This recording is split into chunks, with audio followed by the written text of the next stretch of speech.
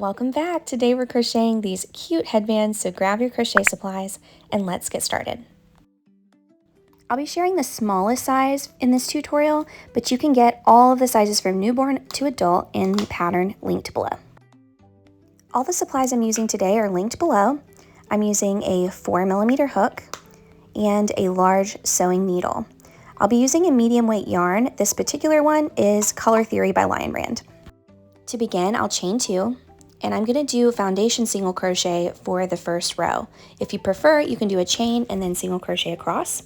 To foundation single crochet, I'll insert my hook into the first chain, yarn over and pull up a loop, 2 loops on my hook, yarn over and pull through 1 to create the chain, yarn over and pull through 2 to create the single crochet stitch. And I'm going to do this 39 times total. So you place your hook in the chain that you just created on the bottom of your work. So inserting my hook, I'll yarn over and pull up a loop, 2 loops, yarn over, pull through 1, that creates the chain, and yarn over, pull through 2, that creates single crochet. I'm going to show you one more time. I'm inserting into the chain I just made, yarn over, pull up a loop, yarn over, pull through 1, yarn over, pull through 2.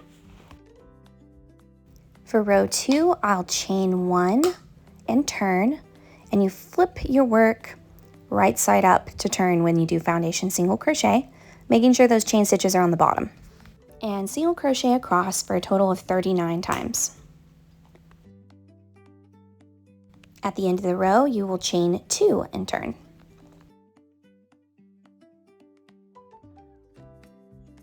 The chain 2 does not count as a stitch, so in the very first stitch, I'll start with a double crochet and a double crochet in the next stitch as well.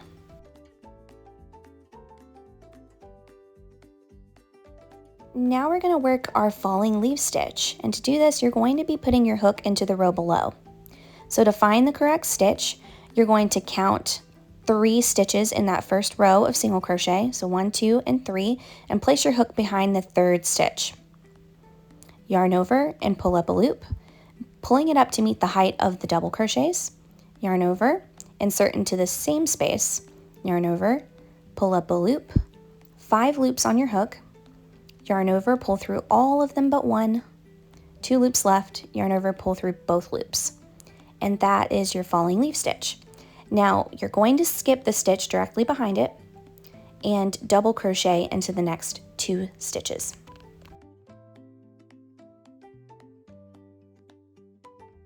We're going to repeat this pattern of 2 double crochets, 1 falling leaf stitch, and I'm going to show you that falling leaf stitch one more time. So I'm again going to count 1, 2, and 3, yarn over and place my hook underneath that 3rd stitch, pull up a loop, yarn over, insert into the same space, yarn over and pull up a loop, 5 loops on the hook, yarn over, pull through all but 1, 2 loops left, yarn over, pull through both of those loops. Keep working this pattern and I'll show you how to finish this row. You should have 12 falling leaf stitches when you have 1 stitch remaining, and we're going to finish on a falling leaf stitch. Be careful not to mistake the chain for a stitch. We're going to count from the left of the falling leaf stitch. So we've got 1, 2, and 3. I'm going to work that stitch right there in the last single crochet of the previous row.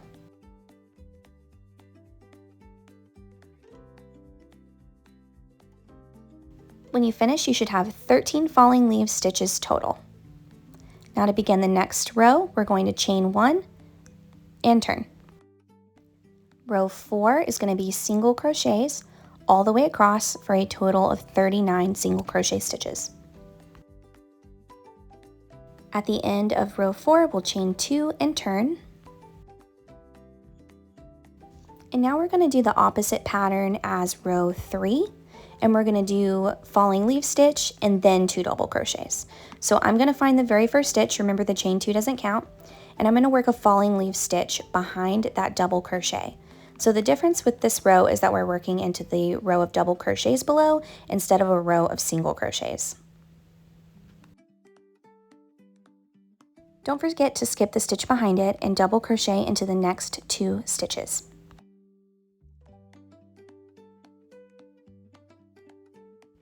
Now the falling leaf stitch is going to be placed directly to the left of the stitch from row 3. So you'll look right to the left and find the double crochet right next to it. And that's where you'll place your hook.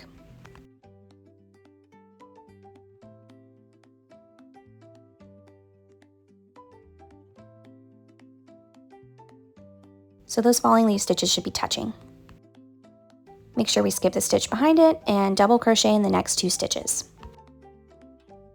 We're going to continue this pattern of falling leaf stitch, 2 double crochets, all the way across until we have 13 falling leaf stitches total. You should end on 2 double crochets. We've completed the band portion of this project, so I'm going to snip off a tail about 12 inches and remove my hook. And I am going to place the ends together with right sides out. And I'm going to join these ends with my large sewing needle.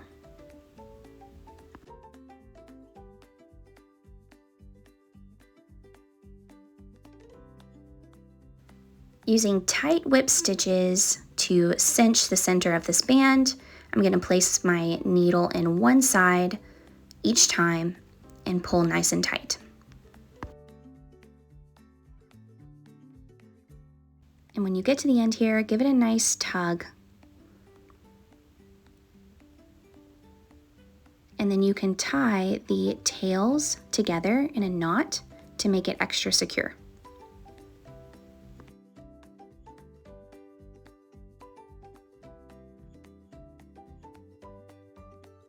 Now I just need to weave in the ends of these tails.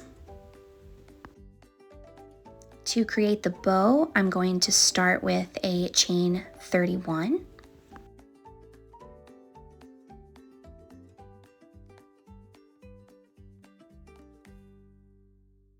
And in the second chain from the hook, I'll do a slip stitch. And I'll continue to do slip stitches all the way across for a total of 30. When I get to the end of the row, I'll chain 1 and turn. Now we're ready to start row 2. For row 2, we're going to be working slip stitches in the back loops only. We're going to do 28 slip stitches in the back loops only, leaving 2 stitches unfinished. We refer to this as short rows. I've reached the end of row 2 and you can see I've got those 2 stitches there unfinished, and I'll chain 1 and turn to start row 3. For row 3, we'll continue with slip stitch back loop only. This time we'll do 26. So at this point you should be sensing a pattern here. We're going to be finishing 2 short on every single row. At the end of row 3, your work should be looking something like this. You can see it is short on both sides here. And to continue on, we're going to chain 1 and turn as normal. For row 4, we'll continue the pattern, slip stitch back loop only, 24, leaving 2 stitches unfinished at the end of the row. Quick tip, be careful not to miss stitches, especially if your slip stitches are too tight. It can look like your last stitch of the row isn't a stitch, so just be careful and make sure that you're counting stitches as you go. We're going to repeat this pattern for rows 5 through 7 until you just have 18 stitches left. At the end of row 7, you'll chain 1 and turn. And now for row 8, we're going to work all the way to the end of the row by doing slip stitch back loop only 24 times. Now let me show you what this looks like when you work into those short rows. When you get to the first short row, you're going to find the stitch directly below and do a slip stitch back loop only as normal. And then you're going to find the very last stitch of that row and continue on until you have connected all of your short rows together in this row. And the end of your row should look something like this. You'll chain 1 and turn. And now for the last row, we're going to do the same thing, connecting these short rows together. And for this last row, you should have 30 slip stitch back loop only total. I'm going to show you one more time how to connect these short rows. You'll work your slip stitch back loop only as normal into each of these rows, keeping your tension quite tight so that you don't have holes. And once you get to your last stitch, you've completed your bow. You'll just tie off and weave in your ends, and I'll show you how to tie it onto the headband. Grab your band and your bow, and this part's really easy. You may want to stretch out your bow just a little bit to make it easier to tie on. You're just going to simply do a knot around the band with your bow and fluff it out the way that you like it. And that's all there is to it. Congrats, you finished your falling leaves headband. I hope you loved this project. If you'd like more projects like this one, check out my crochet projects playlist, and don't forget that you can make all kinds of different sizes by tapping the link in the description below for the full pattern. Until next time, happy crocheting.